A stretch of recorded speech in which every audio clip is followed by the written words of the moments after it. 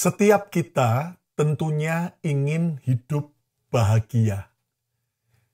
Dan kita mau supaya hidup kita sehat, baik di area rohani, di area jiwa, dan di area tubuh.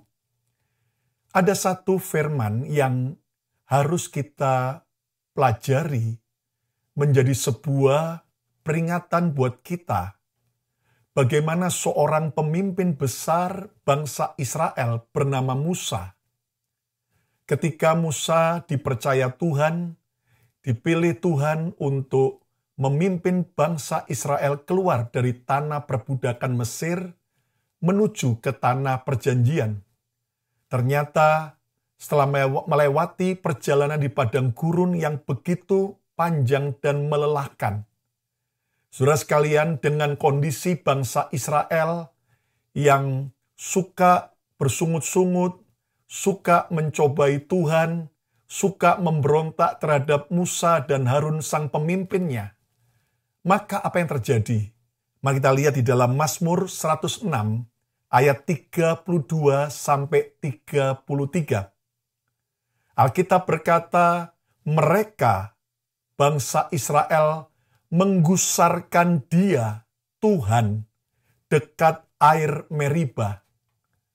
Sehingga Musa kena celaka karena mereka. Yang menggusarkan hati Tuhan adalah bangsa Israel, tetapi Musa sang pemimpin kena celaka gara-gara bangsa Israel. Mengapa? Ayat 33. Sebab mereka, bangsa Israel, memahitkan hatinya. Bangsa Israel memahitkan hati Musa, sehingga ia, Musa, teledor dengan kata-katanya.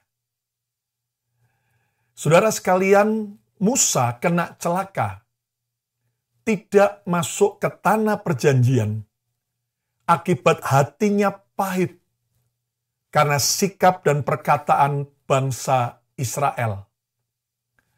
Saudara, Musa akibat hati yang pahit, maka dia teledor dengan perkataannya. Harusnya dia mengembalikan segala kemuliaan bagi Tuhan. Tetapi Musa teledor dalam kemarahannya. Dia mengata-ngatai bangsa Israel dengan kata-kata yang cukup tidak hormat. Tetapi Musa bahkan karena dia pahit hatinya sehingga dia teledor, harusnya Tuhan memerintahkan Musa hanya berkata-kata kepada gunung batu, maka air akan keluar. Tetapi Musa karena kemarahannya, karena kepahitan, dia teledor dan dia memukul gunung batu itu dengan tongkat berkali-kali. Dan memang air keluar dari bukit batu itu. Tuhan tetap menggenapi janjinya. Tetapi saudaraku, Musa kena celaka. Akibatnya dia tidak boleh masuk ke tanah perjanjian. Saudara sekalian, sebuah pelajaran penting buat kita hari ini. Ada banyak orang di sekitar kita yang seringkali bisa berusaha membuat hati kita pahit melalui perkataan mereka, melalui sikap mereka. Orang-orang yang mungkin justru harusnya kita pikir mereka menjadi contoh dan teladan yang baik, tetapi justru mereka mengecewakan kita. Orang-orang yang seharusnya betul-betul saling mengasihi, tetapi justru saling menjegal dan menjatuhkan. Saudara sekalian, hari-hari ini ada banyak orang berusaha memahitkan hidup saudara dan saya. Apakah kita mau terus mengulang kembali keteledoran Musa, kebodohan Musa, hanya karena orang-orang lain bangsa Israel yang membuat dia pahit? Akibatnya yang menanggung kerugian adalah Musa sendiri. Itu sebabnya mari ambillah keputusan.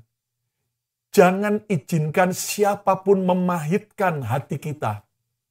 Entah keadaan yang berat, keadaan sukar, persoalan yang berat, orang-orang yang sikap dan perkataannya menyakitkan kita.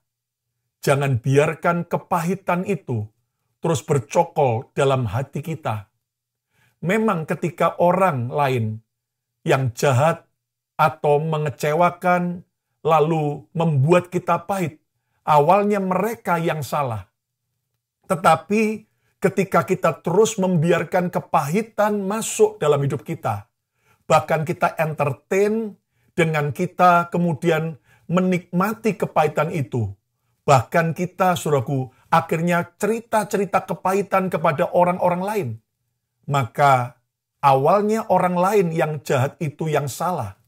Tetapi ketika respon kita salah, kita menghidupi kepahitan, membiarkan kepahitan bertumbuh, berakar, maka akibatnya justru kitalah yang salah.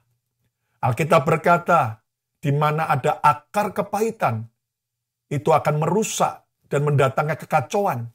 Berapa banyak rumah tangga kacau akibat adanya kepahitan, pekerjaan, gereja, pelayanan, bangsa, komunitas. Dan hari ini saudaraku, sekali lagi, orang memang mungkin punya alasan membuat kita pahit dengan perkataan mereka, sikap mereka.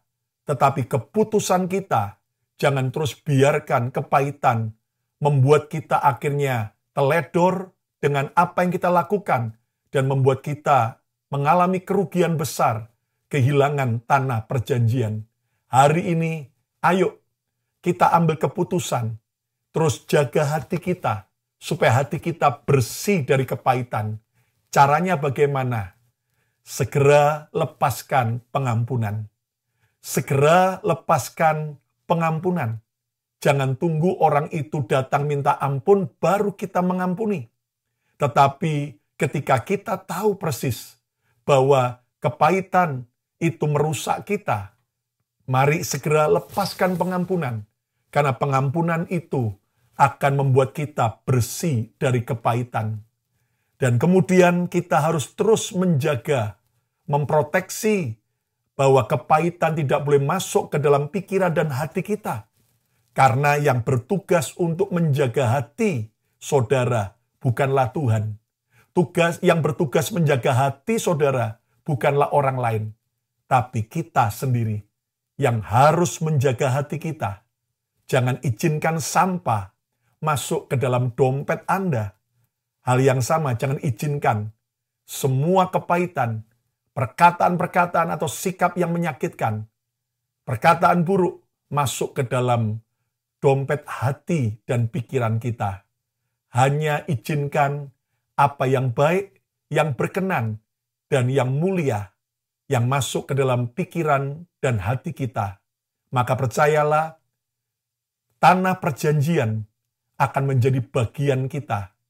Dan kita akan sanggup mengalahkan yang pahit dengan kemanisan dari Tuhan.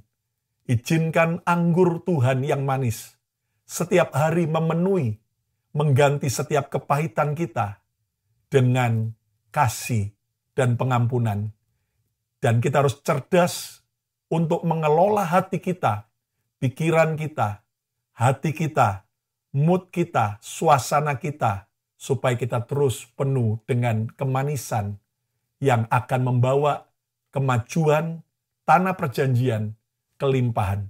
Ingat, Tuhan berkata bahwa di tanah perjanjian, kamu akan menikmati kelimpahan susu dan madu. Susu bicara apa? Tentang kemakmuran. Madu bicara apa? Bicara tentang kemanisan. Dan mari ketika kita bebas dari kepahitan, kita segera mengampuni dan kita terus protek hati kita untuk tidak mau diisi dengan kepahitan. Maka susu dan anggur akan berlimpah dalam hidup kita. Akan ada kelimpahan, kelimpahan sukacita, kelimpahan berkat, kelimpahan teman, kelimpahan kreativitas, kelimpahan semua yang terbaik, bahkan kita akan mengalami kemanisan, manis dalam hati kita, kemanisan dalam keluarga kita, dalam pekerjaan kita, gereja kita, bahkan komunitas dan bangsa kita. Orang lain boleh berusaha membuat kita pahit, tapi kita tetap manis. Selamat menjadi orang yang penuh dengan kemanisan di dalam Tuhan. Tuhan memberkati.